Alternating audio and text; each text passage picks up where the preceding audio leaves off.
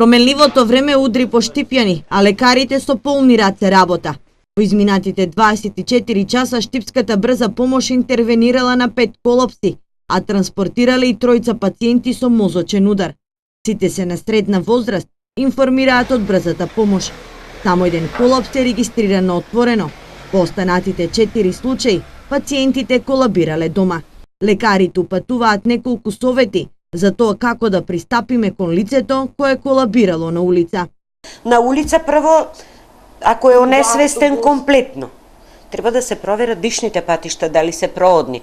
Може да се случи да имаме превиткан јазик внатре, па пациентот да ни помодри. Значи се влегува странично секогаш. Најголема грешка е, еве за прва помош за пружање, кога некој на улица не е онесвестен. Обично рака, тогаш нема ништо при себе пациентот, нели, тој што треба да му пружи помош.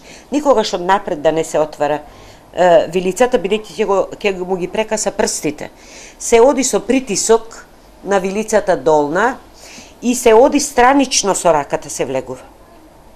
Ке се притисни вилицата на назад главата, ке се стегни и странично. Секогаш странично треба да се влези и ако е јазикот превртен, се со прстот се враќа напред.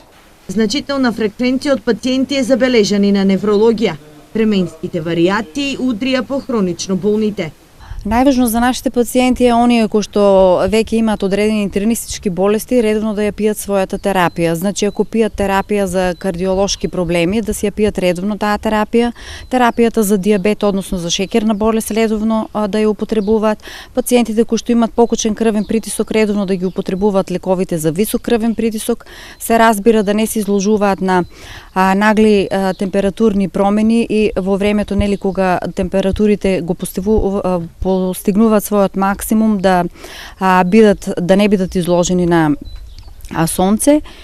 На ваквите временски услови најмногу треба да внимаваат работниците кои работат на отворено, градежните работници, таксистите, а работодавачите треба да обезбедат соодветни услови за работа.